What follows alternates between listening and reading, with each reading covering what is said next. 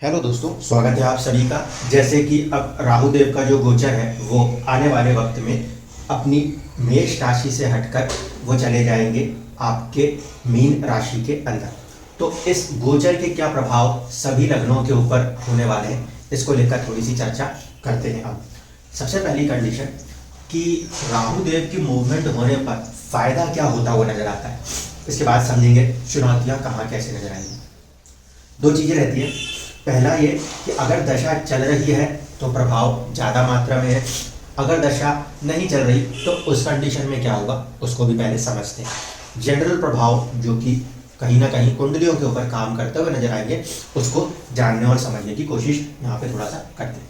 सबसे पहली कंडीशन, जो गुरुदेव हैं इनका केंद्र में और वो भी पहले भाव में बैठना, किसके लिए? मेष लगन के जातक जातिकाओं के लिए।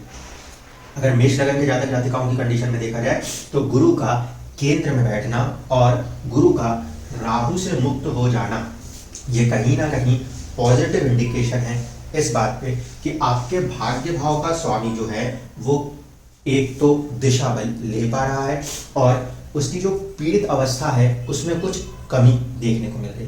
क्योंकि जब राहु और गुरु साथ में थे, ऐसे स्थिति में गुरु राहु से भी और शनि की दृष्टि से भी पीड़ित थे।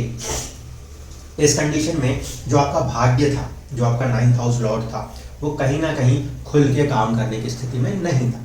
अब राहु की उस मूवमेंट के कारण जुपिटर थोड़ा सा फ्री होंगे काम को करने में। ये दूसरी एक कंडीशन रहने वाली है कि राहु की प्लेसमेंट गुरुदेव की राशि पर रहेगी, ठीक है, जिसकी वजह से गुरु के ऊपर राहु का प्रभाव तो बरकरार रहेगा, लेकिन जब कोई ग्रह युति संबंध में हो और वहां पे पीड़ित अवस्था में हो तो वो खुल के अपने रिजल्ट्स नहीं कर पाता। तो उस कंडीशन में जो राहु है उसका मूवमेंट कर लेना गुरु को सपोर्ट दे रहा है। प्लस भाग्य भाव के ऊपर जो दृष्टि है गुरु की, वो भी कहीं ना कहीं अब आपके कुछ रुके हुए कामों को कराने में सफल होते हुए नजर आएंगे। ये जनरल बेस्ड प्रेडिक्शन है। इसके अंदर दशा का प्रभाव यदि गुरु की चल रहा है तो वो बढ़ जाएगा, अगर नहीं भी चल रहा तब भी आपके इंडिविजुअल कुंडली में ये स्थिति अवमन आपको पंचम, सप्तम और कुछ हद तक नवम के ऊपर राहत की सांस दिखाती है। तो पहली पॉजिटिव कंडीशन कि जो जुपिटर का एस्पेक्ट पॉजिटिविटी देने की कोशिश कर रहा था, अब वो थोड़ा सा बढ़ के पॉजिटिव रिजल्ट्स की तरफ आगे मूव कर पाएंगे। फायदा मिल सकता है विद्या की तरफ, संतान की तरफ, प्रेम की तरफ। इसी तरीके से बात करें तो सप्तम के ऊपर दृष्टि होगी तो यहाँ पे पार्टनरशिप्स एंड बिजनेसेस में तो सपोर्ट बन सकता है, ठीक है। यहाँ पे मैं फिर भी वैवाहिक जीवन को डायरेक्टली कनेक्ट नहीं कर रहा। रीजन ये है कि 7th के साथ साथ 8th भी जरूरी है और इस अवधि में जब राहु की मूवमेंट होगी तो सिर्फ गुरु की पॉजिटिव एस्पेक्ट है जो कि 7th हाउस के ऊपर रहने वाली है। 8th हाउस पे चर्चा थोड़े समय के बाद करेंगे। इसके साथ ही साथ गुरुदेव की दृष्टि अपनी ही राशि पे रहेगी और नवम भाव के ऊपर रहेगी, तो धार्मिक यात्राएं या कुछ हायर लर्निंग्स, कुछ ऐसी चीजों की तरफ भी एक सपोर्ट रोल बनता हुआ नजर आता है। अब इंडिविजुअली बात करें शनिदेव की, शनिदेव अपनी ही राशि में विद्यमान है और साथ ही साथ लाभ भाव में ही बैठे हुए हैं। ऐसे स्थिति में ये जो 2-2.5 साल की अवधि चल रही, वो किसी ना किसी रूप में आपको फाइनेंशियल गेन्स को लेने के लिए या अर्निंग्स को बनाने के लिए या फिर नेटवर्किंग को 11th हाउस को बनाने के लिए एक स्ट्रॉन्ग होल्ड कोशिश करेगी। इसके प्रभाव क्या हो रहे हैं? आप अगर नेटवर्किंग को बना पा रहे हैं तो आप अपनी पर्सनैलिटी को ग्रो कर पा रहे होंगे। इसी के साथ साथ शनिदेव की एक दृष्टि पड़ रही है पंचम के ऊपर। पंचम ऐसी स्थिति में है जहां पे पहले 3 ग्रहों की दृष्टि थी, अब 2 ग्रहों की दृष्टि है। इसीलिए शनि और गुरु की साझा दृष्टि यहाँ पे होने के कारण जो लोग वैवाहिक जीवन में हैं और संतान प्राप्ति चाहते हैं उनके लिए एक अवसर यहाँ पे प्रदान हो सकता है। गुरु और शनि का साझा एस्पेक्ट 5th हाउस को प्रभावित करता हुआ नजर आता है, जो कि अमूमन 2024 के अप्रैल या मई तक बरकरार रह सकता है। इसके बाद अगर देखें तो शनिदेव का जो एस्पेक्ट है वो जाने वाला है 10th एस्पेक्ट 8th हाउस के ऊपर। ये पहले से ही चल रहा है। अब इसके अंदर दूसरा पृथकतावादी ग्रह राहु जो है वो अपने एस्पेक्ट लगाने की स्थिति दिखाता है। तो ये थोड़ी सी टफ कंडीशन कही जा सकती है। अब ये टफ कह रहा हूं तो इसको दोनों तरफ से देखेंगे, पॉजिटिव भी और नेगेटिव भी। सबसे पहले तो ये देख लीजिए कि गुरु और शनि एक साथ मिलके काम कर रहे हैं, यानी ब्रह्मा और कहीं ना कहीं एक क्रिएटर विष्णु मिलके काम कर रहे हैं, ताकि कहीं ना कहीं पंचम भाव से पूर्व पुण्य से जुड़ी हुई चीजें खुल के सामने प्रकट हो सके। विद्या में भी हो सकती है, संतान में भी हो सकती है, और प्रेम संबंधों में भी हो सकती है। इसी तरीके से पद प्राप्तियां वगैरह में भी कहीं ना कहीं पंचम भाव मदद करता है। इस वजह से अगर मेष लगन के लिए बात की जाए तो गुरु और शनि की कोशिश आपको थोड़ा सा पद प्रतिष्ठाओं को बढ़ाने की कोशिश भी कही जा सकती है। इसके बाद जो एरिया ऑफ इम्पैक्ट बन रहा है राहु के दृष्टियों से, वो देखिए राहु का जो एस्पेक्ट होगा वो आपके 4th हाउस के ऊपर आने वाला है, एक एस्पेक्ट उसका 8th हाउस के ऊपर आने वाला है। 4th हाउस के ऊपर कोई भी दूसरे पापी ग्रह की ऐसी दृष्टि नहीं नजर आती। बीच में जब गोचर होंगे तो वहां पे मंगल का एस्पेक्ट थोड़े समय के लिए कभी आगे आएगा, 1.5 साल की अवधि के अंदर, लेकिन मोटे मोटे तौर से देखा जाए तो 4था भाव सुरक्षित है, गुरु के केंद्रीय बल के प्रभाव से संभला हुआ रहने वाला है। राहु की दृष्टि जो पड़ रही है वो है अब अष्टम के ऊपर, और एक पड़ेगी आपके 6th हाउस के ऊपर। तो जो दृष्टि अष्टम के ऊपर पड़ रही है वो थोड़ा सा एक चुनौतीपूर्ण स्थिति कही जा सकती है। किस मामले में? अगर मैरिड लाइफ के अंदर है तो क्योंकि 8th हाउस जो है वो अनसर्टेन है, और साथ ही साथ आपका जो ससुराल पक्ष है उसको जोड़ता है। पृथकतावादी ग्रह शनि और पृथकतावादी ग्रह राहु, इन दोनों का साझा प्रभाव आपको अष्टम में देखने को मिलेगा। इसका थोड़ा सा अगर रूप देखें तो अभी स्थिति क्या हो रही थी, शनि जब आपके दृष्टि संबंध देने की कोशिश कर रहे थे गुरु के ऊपर, शनि जब गुरु के ऊपर दृष्टि संबंध दे रहे थे और गुरु और राहु साथ में मिलकर आपके 9th हाउस के ऊपर दृष्टि संबंध दे रहे थे, तो पृथकतावादी ग्रह राहु की दृष्टि और राहु का साथ गुरु के साथ था, प्लस शनि की दृष्टि भी गुरु के ऊपर थी। तो थोड़ा सा 9th हाउस यानी फादर के साथ मतभेद मनभेद की स्थितियां उत्पन्न होती हुई नजर आ रही थी। कंडीशन यही है, जहां पे साझा रूप से दृष्टियां पड़ती हैं वहां पे चुनौतियां उत्पन्न होने की संभावना बरकरार होती है। इसी तरीके से शनि की दृष्टि और राहु की साझा दृष्टि पंचम भाव की तरफ थी, जो कि या तो संतान या तो प्रेम या तो विद्या की तरफ थोड़ा सा वहां से दूर हटाने की कोशिश कर रही थी। गुरुदेव कहीं ना कहीं बीच में एंटर होकर अपनी दृष्टि से उसे संभाले हुए थे। इस तरीके से अगर हम देख रहे हैं तो पहले तो जुपिटर किसी तरीके से भाव और भाव की चीजों को संभाल रहे थे, वो एक कंसेप्ट था। अब यहाँ पे जो परिस्थिति उत्पन्न हो रही है वो ये कि शनि और राहु साझा रूप से अष्टम भाव को प्रभावित कर रहे हैं, और अप्रैल या मई 2024 के पहले गुरुदेव की कोई भी दृष्टि इस भाव स्थिति को सपोर्ट करने नहीं आ रही। इसलिए गोचर के इस प्रभाव को ध्यान में रखते हुए देखा जाए तो अष्टम यानी अचानक से होने वाली चीजों में थोड़ी सी वृद्धि की संभावनाएं हैं। लेकिन क्या ये सबके ऊपर लागू होगा? क्या नहीं, ये सबके ऊपर लागू नहीं होगा। इसकी जो इम्पैक्ट या इंटेंसिटी होगी वो इस पर निर्भर करेगी कि दशाएं क्या चल रही है। अगर किसी की दशा राहु की या शनि की चल रही है तो वहां पे थोड़ा सावधान होकर ही आगे बढ़े। अगर मान लीजिए गुरु की दशा चल रही है तो भी गुरु 12वें का स्वामी है, ऐसे स्थिति में भी थोड़ा सा सावधानी रखना आवश्यक है, क्योंकि राहु का संबंध गुरु की राशि के साथ अभी भी बन रहा है। तो गुरु की दशा, शनि की दशा और राहु की दशा में जो लोग होंगे उन्हें थोड़ा सा अतिरिक्त सावधानी की आवश्यकता पड़ेगी। क्यों? क्योंकि शनि की दृष्टि अष्टम पर है और साथ ही साथ राहु अचानक का तत्व है, वो भी अष्टम को प्रभावित ज्यादा कर रहा है। अष्टम जब प्रभावित होता है तो फिर काफी अनसर्टेन होता है, कोई भी चीज निकल के बाहर आ सकती है। ऐसी कंडीशन में ये हो सकता है दशा यदि अच्छे सपोर्ट दे रही है तो कुछ लोगों को ये विदेश की तरफ ले जाने की कोशिश करे। राहु की दृष्टि 4थे भाव पर, राहु की दृष्टि अष्टम भाव पर, और 4th हाउस अगर हम देखें हमारा देश का है, हमारे घर बार का है, उसके ऊपर पड़ने वाली दृष्टि उससे थोड़ा दूर करने की कोशिश कर सकती है। उस कंडीशन में जिनकी दशाएं अच्छी चल रही हैं और जो बाहर जाके सेटल होना चाहते हैं, मूव होना चाहते हैं, उनको कहीं ना कहीं एक सपोर्ट बन सकता है, वो भी अचानक से। दूसरी तरफ चुनौतियां तब होती हैं जब हम इसको 8th हाउस को कंसिडर करते हैं मैरिज लाइफ के साथ। वहां पे क्योंकि मैंने कहा ये ससुराल पक्ष का हिस्सा है, इसके ऊपर राहु और जब शनि का साझा प्रभाव है तो वहां से मन मुटाव, वहां से किसी बात को लेकर दूर हटने की स्थितियां उत्पन्न हो सकती हैं। इसीलिए इस गोचर प्रभाव के अंदर अगर देखा जाए तो अचानक से जिंदगी में कुछ परिवर्तनों की तरफ 2 ग्रह इशारा करने की कोशिश करेंगे, जिसमें से एक रहने वाले हैं आपके शनिदेव और दूसरे राहुदेव। पहले जब गोचर स्थितियां बन रही थी तब इस भाव के ऊपर प्रभाव करते हुए गुरु का यहाँ से 12 नंबर की राशि से आगे आना थोड़े से समय के लिए आपको एक परिवर्तन दिखा रहा था, लेकिन अब ये जो स्थिति बन रही है ये तकरीबन 1.5 साल की बनने वाली है, क्योंकि गुरुदेव 12 नंबर की मीन राशि में ज़्यादा समय तक नहीं रहे थे, लेकिन राहु जो है वो 1.5 साल वहाँ पे बने रहेंगे।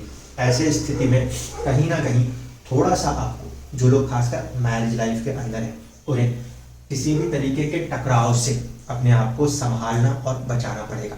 अगर इस हिस्से को छोड़ दे तो बाकी चीज के लिए ये कॉम्बिनेशन पॉजिटिव वर्क करने में सक्षम होगा। कैसे? 8वां भाव होता है रहस्यों को खोजने के लिए, 8वां भाव होता है चीजों को परिवर्तित करने के लिए, ट्रांसफॉर्म करने के लिए। और ऐसी स्थिति में कर्म का स्वामी शनि अगर अष्टम पे दृष्टि दे रहा है तो परिवर्तन की एक प्रयास तो आवश्यक रूप से करेगा ही करेगा। प्लस दूसरी कंडीशन, राहु एक डिजायर है, वो डिजायर अगर कहीं ना कहीं 8th हाउस ट्रांसफॉर्मेशन को कनेक्ट करने की कोशिश कर रही है तो हमारी चाहत और हमारे कर्म दोनों मिलकर अब हमें बदलने की कोशिश करें। इस कारण से पॉजिटिव एस्पेक्ट में देखा जाए तो राहु और शनि का जो साझा प्रभाव है वो आपके जीवन में आपको बदलने का प्रयास करेंगे।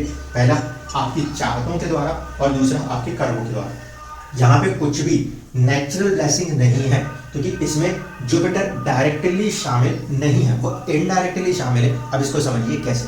देखिए, राहु और शनि ये दोनों ही ग्रह पृथकतावादी हैं, ये बात तो ठीक है, लेकिन राहु का दूसरा कंसेप्ट यह है वो जहां बैठेगा उस भाव के स्वामी के हिसाब से रिजल्ट करेगा, जब तक उसके साथ कोई दूसरा ग्रह जुड़ ना जाए। ऐसे स्थिति में इस राहु को आप गुरु के समान ही फल करते हुए देख सकते हैं, क्योंकि राहु गुरुदेव की राशि में है, तो कहीं ना कहीं 60% तक राहु के ऊपर गुरु का प्रभाव माना जाएगा। Rahu as an individual identity जो चीजें दर्शाता है वो उसके कारक तत्व वो तो बरकरार रहेंगे, लेकिन वो जो वेश होगा वो होगा गुरु का। तो अब अगर इस राहु को जुपिटर के एस्पेक्ट्स के साथ समझने की कोशिश करें तो देखिए, एक तरफ से शनि की दृष्टि है और एक तरफ से राहु की दृष्टि है, जो कि गुरु की तरफ फल करने की कोशिश कर रही है। गुरु जहां कहीं भी देख रहे होंगे वहां पे अपना आशीर्वाद दर्शाएंगे। ऐसे स्थिति में भाग्य के ऊपर गुरु की दृष्टि है, जो कि भाग्य को सपोर्ट कर रहा है। गुरु की दृष्टि सप्तम पे है, जो कि कहीं ना कहीं आपके लंबी यात्राओं को, साझेदारी को सपोर्ट कर रहा है। गुरु की दृष्टि पंचम के ऊपर है, जो पूर्व पुण्य को सपोर्ट कर रहा है। और उसी में परिवर्तन, भाग्य, सपोर्ट प्लस पूर्व जो भी आपका है उसके साथ जुड़ के अगर आपकी मेहनत, शनि, कर्म और आपकी डिजायर, आपकी चाहत वो स्ट्रांगली आपको परिवर्तन पे लेकर आती है, तो ऐसे कंडीशन में आप अपने लाइफ के अंदर कुछ बड़े बदलाव को अपनी मेहनत से कर पाएंगे। और यहाँ पे राहु का गुरु की राशि में होकर गुरु की तरफ फल करने की कोशिश करना कहीं ना कहीं थोड़ा सा ब्लेसिंग्स के रूप में आपके लिए काम करता हुआ भी नजर आएगा, जो कि आपको एक प्रकार से दैविक शक्तियों के आशीर्वाद के रूप में देखा जा सकता है। दूसरी कंडीशन जिसको यहाँ पे ध्यान से देखना है और समझना है, इस पूरे के पूरे जो गोचर पीरियड रहने वाले हैं 1.5 साल के, उस 1.5 साल की अवधि के अंदर गुरुदेव का गोचर लगन से हटकर सेकंड हाउस की तरफ भी होने वाला है। ऐसे स्थिति में अगर हम देख रहे हैं तो कंडीशन क्या बन रही है, ये जो 8th हाउस है ये शनि से, राहु से और आगे जाके यानी कि अप्रैल मई 2024 के बाद जाके गुरु से भी दृष्ट होने वाला है। इस कंडीशन में ये जो समय अवधि उत्पन्न होती है वो जीवन के अंदर कहीं ना कहीं धीरे धीरे ले जाकर आपको अपने कार्य क्षेत्र और आपके प्रमोशंस की तरफ, उन्नति की तरफ ले जाने का प्रयास करती नजर आती है। लेकिन पूरी की पूरी इस ड्यूरेशन के अंदर, बार बार एक ही चीजों को कह रहा हूँ, इस पूरे के पूरे ड्यूरेशन के अंदर जो ये परिवर्तन है उस परिवर्तन को कराने वाले ग्रह कठोर हैं, एक शनि एक राहु। इस कारण से ये हो सकता है, ये मुमकिन है कि आप उसको इतना जल्दी डाइजेस्ट ना करें, एक्सेप्ट ना करें। क्यों? क्योंकि चीजें बहुत आसान पाथ से नहीं हो रही, थोड़ा सा टफनेस लेकर हो रही है। सौम्य ग्रह रिजल्ट नहीं हो रहे, यहाँ पे क्रूर ग्रह रिजल्ट हो रहे हैं। इसलिए कुछ जीवन में अचानक से ऐसी परिस्थितियां उत्पन्न हो जो कि आपको बदलने के लिए मजबूर करें। अब खुद एक होता है अपनी चाहत से सीधे बदलने लगना, लेकिन एक होता है कि जहां पे मजबूर होकर बदलना, जहां पे क्योंकि क्रूर ग्रह इन्वॉल्व हो रहे हैं, तो ऐसे में हम कुछ करना चाह रहे थे वो नहीं हो रहा, तो फिर हम उसके लिए कुछ और तरीके से बदल रहे हैं। ये ऐसी परिस्थिति को अवमन दर्शाता है ऑलमोस्ट 2024 के अप्रैल तक। उसके बाद जाकर जब गुरुदेव आगे बढ़ते हैं और उनका एस्पेक्ट काम करेगा तो उन परिस्थितियों में, यानी कि हम कहें नवंबर से लेकर अप्रैल की अवधि के बीच में जो कुछ भी चुनौतियां परेशानियों से हम सीख रहे होंगे, उसको देखकर उसको समझ के एक परिवर्तन की तरफ हम बढ़ेंगे। और फिर अप्रैल 2024 के आगे या मई 2024 तक जब गुरुदेव का अगला गोचर होगा, वहां से वही डायरेक्शन आपके लाइफ को एक नया ट्रांसफॉर्मेशन देने की कोशिश करती नजर आती है। किस तरीके से? स्टेटस का स्वामी, 10th हाउस का स्वामी और गेम्स हाउस का स्वामी शनि, जो ऐसे तो इस कुंडली में इस लगन के लिए बाधक भी होता है, लेकिन बाधा के बावजूद वो बाधा को खत्म भी करेगा। और ये स्टेटस का स्वामी और आय का स्वामी कहीं ना कहीं लगन को प्रभावित कर रहे हैं। ऐसी स्थिति में वो उस लगन को या उस पर्टिकुलर स्टेटस को राइज करने की भी कोशिश करेंगे। इवन दो कि यह एस्पेक्ट नीच राशि दृष्टि है, पीड़ा जरूर करेगा, लेकिन पीड़ा के बावजूद भी शनि का कोई फल ऐसा नहीं है कि वो किसी के लिए कोई चीज खराब करना चाहती। पीड़ा देने का मतलब यह है कि व्यक्ति के पोटेंशियल को और पेशेंस को टेस्ट करते हैं और उसके बदले में रिजल्ट्स देते हैं। तो यहाँ पे लाभ भाव का स्वामी लाभ भाव में बैठ के लाभ जरूर देगा, और साथ ही साथ स्टेटस भाव का स्वामी लाभ में बैठा है तो स्टेटस का लाभ देने का प्रयास आवश्यक रूप से करता हुआ नजर आएगा। जो हाउसेस इनमें डायरेक्टली इन्वॉल्व हो रहे हैं शनि के द्वारा, वो इंपॉर्टेंट क्यों? क्योंकि शनि 2.5 साल में यहाँ पे बैठ रहे हैं और ये स्थिति अमूमन 30 साल तक बनना मुश्किल होती है। एक बार शनि जहां से जिस राशि से गुजर जाए वहां पे उसको आने में ही बहुत लंबा समय लगता है। इस कारण से यहाँ पे जब ये प्लेसमेंट है तो ये एक तो 8th हाउस के बदलाव को, दूसरा 5th हाउस के, और साथ ही साथ तीसरी दृष्टि लगन के ऊपर, ये तीनों बदलाव को एक बड़े रूप में लाने की कोशिश करते नजर आते हैं। इसी तरीके से भाग्य की अगर हम बात करें तो गुरुदेव का जो गोचर है वो अभी पहले पर्सनैलिटी के साथ कनेक्ट हो रहा है और आगे जाके वो आपकी वेल्थ के साथ कनेक्ट होने वाला है। ऐसे स्थिति में कहीं ना कहीं हम ये कह सकते हैं आगे फ्यूचर में एक ग्रोथ की अपॉर्चुनिटी बन रही है, जिसमें आप अपने नाम को भी और अपने शोहरत को भी, सेविंग्स को भी, वेल्थ को भी कहीं ना कहीं बना पाएंगे। यहाँ पे गुरु का आना जरूर, 12वें का स्वामी वहां पे जाएगा, लेकिन भाग्य का भी एक सपोर्ट बनता नजर आएगा। तो अगर मोटे तौर पे बात करें तो राहु देव का जो गोचर प्रभाव है वो इनिशियली पहले फेज के अंदर थोड़ा सा पॉजिटिव इस मामले में है कि गुरु को काम करने के लिए एक आज़ादी प्राप्त हो रही है। दूसरा कि अप्रैल या मई 2024 तक परिवर्तन के लिए कुछ ना कुछ परिस्थितियां थोड़ी सी कठोर रूप से बनती हुई नजर आएंगी, लेकिन जब 2024 के ऑलमोस्ट मई में जुपिटर के आगे गोचर होगा तो उस परिवर्तन में कहीं ना कहीं थोड़ा सा इजीनेस आपको महसूस होने लगेगा। और पूरे के पूरे ड्यूरेशन को अगर हम देखने की कोशिश करें तो अगर फिर से कहूँगा दशाओं पे ध्यान रखिएगा, अगर आपकी कुंडली में दशाएं पॉजिटिव वे में जा रही हैं तब ये गोचर प्रभाव पॉजिटिव रिजल्ट्स देने की पूरी संभावना दिखाएगी। लेकिन यदि दशा बीमारी की तरफ चली गई, किसी तरीके से नेगेटिव एस्पेक्ट में चली गई, तो उस कंडीशन में ये जो प्रभाव है ये परिवर्तन तो दिखा रहा है, लेकिन फिर ऐसा ना हो कि ये रोग, चोट और दूसरे तरीके की हानि, क्योंकि राहु 12th हाउस में है जो कि एक प्रकार से विदेश के लिए पॉजिटिव है, हॉस्पिटल के लिए पॉजिटिव है, लेकिन हानि को भी दर्शाता है। अगर दशा गलत पड़ रही हो और ऐसे में ये गोचर काम करने पे गया तब ये आपको किसी प्रकार की आर्थिक या शारीरिक हानि दे सकता है। इसलिए पॉजिटिव दशाओं वालों के केसेस में ये कंडीशन उनको आर्थिक उन्नति दिखा रही है। वहीं अगर ये कर्ज, बीमारी बुध की दशा के साथ चल रहा है जिसका कि लगन के साथ एक शत्रुता है, ऐसे स्थिति में वो कंडीशन, वो कॉम्बिनेशन उनके लिए थोड़ा सा ज़्यादा नेगेटिव वर्क कर सकता है। धन्यवाद।